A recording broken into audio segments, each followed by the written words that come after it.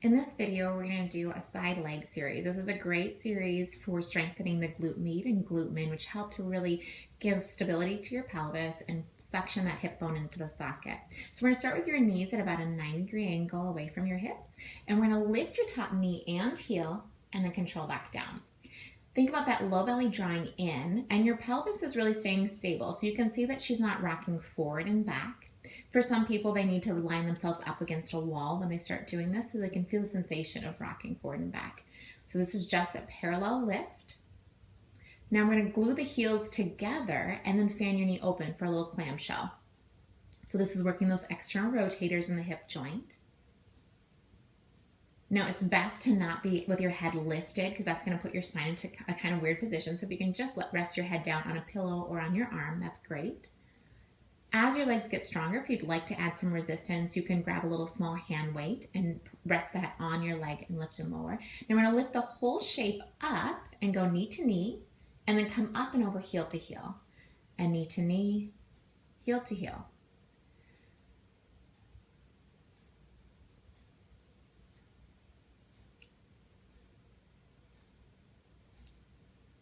Last set. Last one. Now I want you to imagine you have a little pencil sticking out of your kneecap. You're going to lift the whole leg up and draw little circles with that knee. Now for some of us, our circles won't be perfect, and that's just fine. We're going to do 2 more. Last one, and then reverse directions for 6, 3, 2, last one. Good, and then rest that knee down. You can beat on that hip a little bit if it's burning a little bit. Now we're going to come to a kneeling position, and we're going to do a cat-cow stretch. So your spine is long and flat. Now I want you to exhale, look towards your belly button, rounding into your spine. Good, and then inhale, soften at your sternum, and extend your spine. Exhale, scooping to curl, and inhaling to extend. Last set. Inhaling to extend.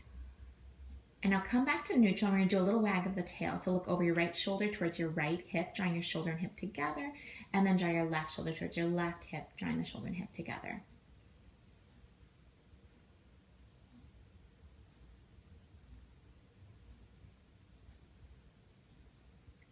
Last one. And now we're going to come laying on your other side. So again, drawing those knees to about a 90-degree angle. Good. And then lift your top knee and heel and controlling back down.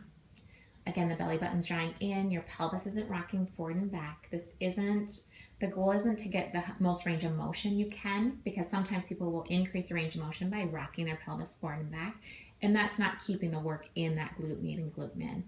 Last one, heels glue together, fan your knee open and controlling back down. For us, this is a great set of exercises to increase pelvic stability.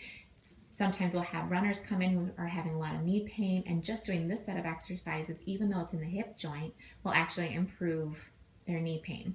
Lift up and go knee to knee, and then come up and over heel to heel.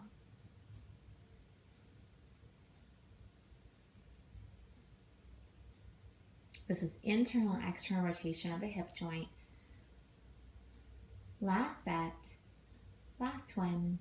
Good, and then draw little circles with your knee for 6, 5, 4, 3, 2, last one, and then reverse directions for 6, 5, 4, 3, 2, 1, and then we're going to come laying on your back.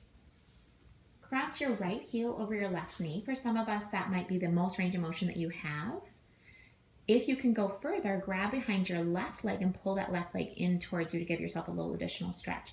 Really think about that right ankle pressing into the knee as you hold yourself there. You always want to do a little hip stretch after that set of exercises because we want them to be not only strong hips but also flexible. Go ahead and switch legs.